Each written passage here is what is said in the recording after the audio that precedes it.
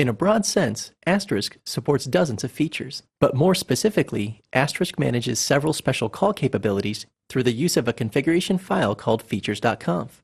In this module, we will look at this file and learn about the Asterisk features that can be configured in it. Instead of controlling call routing or setup, features.conf controls what happens during a live call. As we'll see, features such as call parking, one-touch recording, and call transferring are all configured here. There's also a facility to run a Dialplan application on a live call.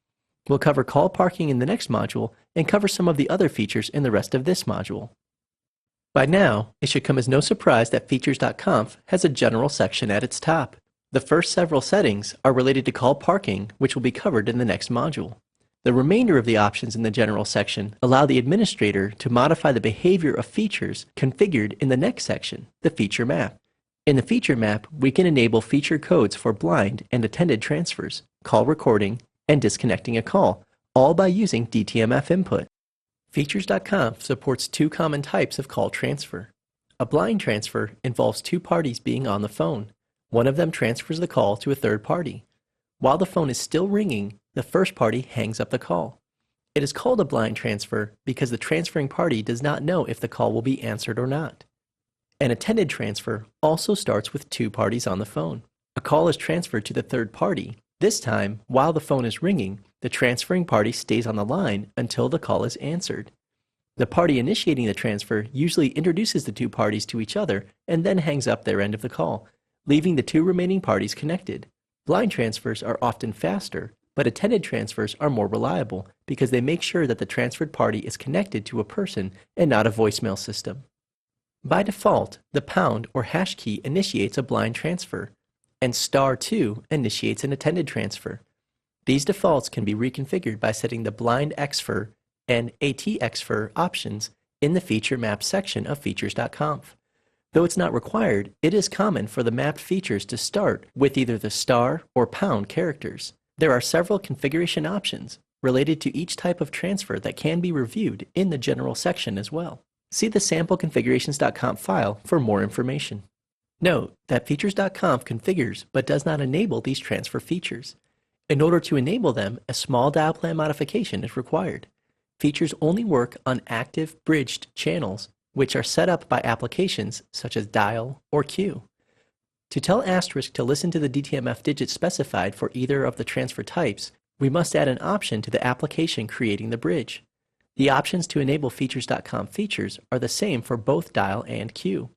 A capital T allows the calling party to transfer, and a lowercase t allows the called party to transfer. If we want either party to be able to transfer, we can add both an uppercase and lowercase t to the application options.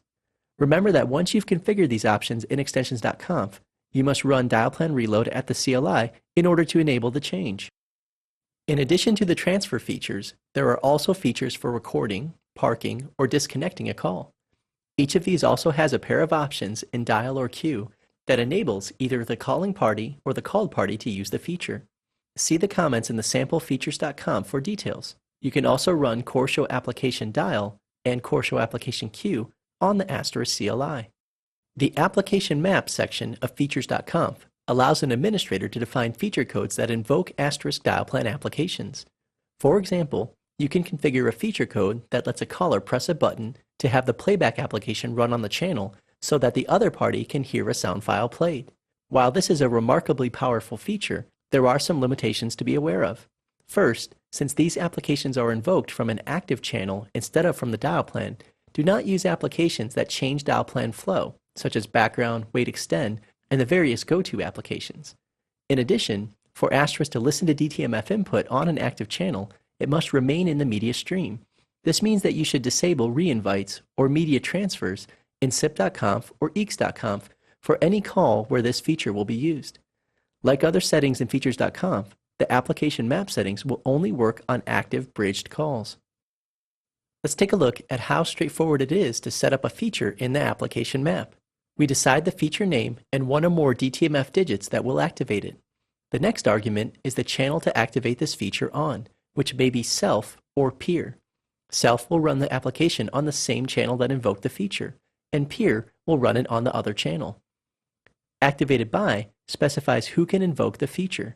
The options are caller, callee, or both. Application is the Dialplan app to execute. Application arguments can be delimited by a comma, put inside of quotes after the comma, or set within parentheses. Let's look at an example. Here a feature named test feature is set to #9 and configured so that the feature will be activated on the channel opposite to the one invoking the feature code. The activated by option is not set, so the default of both will be used. This means that either channel can activate this feature. When this feature is activated, the ttmonkeys file will be played to the opposite party. Playback will block the channel until the sound file is finished playing, just as it would in the normal Dialplan. This means that another feature code cannot be dialed until this file is done playing. This example is somewhat unrealistic, but it demonstrates the basic concept well. This feature could be used in a real-world application where a script of text must be read to a calling party verbatim, as required by law or company policy.